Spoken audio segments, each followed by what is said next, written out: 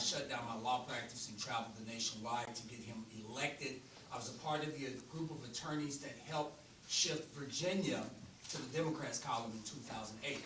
In contrast, I now stand as someone who, like Mr. Fine, would like to see him impeached, would like to see him brought before International Criminal Court for war crimes, and I would also like to see the revocation of his Nobel Peace Prize. I think for all of those who say I'm a bit over the top, I say imagine a Hellfire missile crashing into this law school right now. Right now. At that point, we're no longer spectators in this. We're no longer intellectualizing the issue. We now have skin in the game. Commentary I'm hearing on the panel, or some of it, not all, is from people who don't have skin in the game. They don't know what it's like to have their wives and children killed, or as we do now, after we send a drone to attack someone. The drone then goes back up high, we camera down, we look to see the loved ones who are coming to rescue, and by this new thing called double tap, I'm sure if you guys have heard of it, we send the drone back. We send it back, and we kill them again. Now, CNN is, Fareed Zakaria is now reporting that we are radicalizing, new people. We're creating new enemies. My question for you, I guess, if we accept preemptive strike as an actual strategy, that we fear someone may attack us, so that gives us the right to do that to them. What if Mahmoud Ahmadinejad and the Iranian Revolutionary Army, if they adopted that same strategy and said, you know what, it's no longer to our benefit to invest in nuclear technology. We're going to go with the much cheaper drone technology, and we're going to send weaponized drones into Israel and blow them to smithereens. That is the danger with it. And so I guess the basis of my question is, one, do you think we are setting off the new arms race? We dropped nuclear bombs on Nagasaki and Hiroshima, and we have not been able to put the genie back in the bottle. Now, we've introduced drones to the world, and everybody wants them. Everybody wants them. Who wants to actually go and fight somebody boots on the ground when I can sit at home with my little video game joystick and kill you? That's the first question. Are we saying, I think we're going to stick with one question. All right. Last question.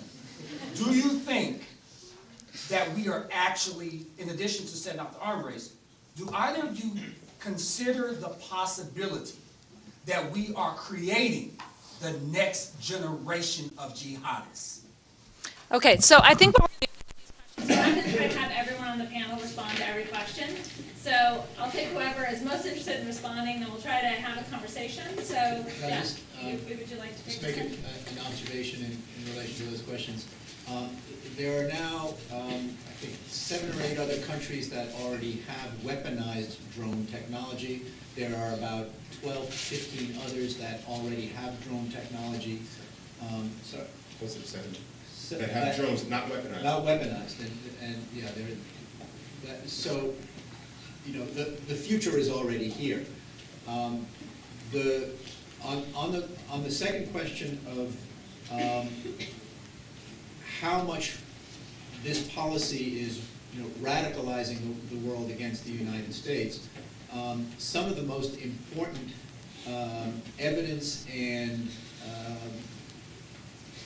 detail about those concerns comes from the places in the world that are so different than the United States that we don't really think of the differences so much as to how they will affect us in the long term. Places in the world where if you kill somebody, you are not only killing that individual and inflaming their family, you may be inflaming a whole village, you may be inflaming a whole tribe. And these may even be places where people know Al-Qaeda and hate Al-Qaeda. But the number of mistakes that are being made, the number of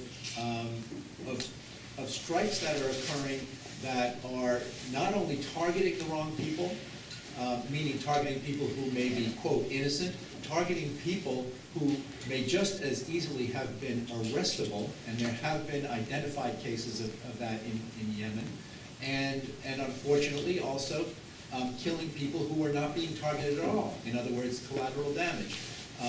There is a significant amount of detailed evidence available about the extent to which this policy is creating the next generation of enemies already in the various countries in which the U.S. is conducting its drone strikes.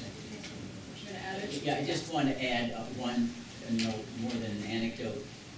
Faisal Shahzad was charged and convicted of planting the bomb at Times Square that was frustrated by the New York City police. And at his sentencing hearing, the district judge asked, because he said, well, I'm engaged in warfare, and she said, but you were endangering women and children. They're not involved in warfare. And he responded, your predator drones kill women and children as well. Those were his exact words, and the district judge was silent.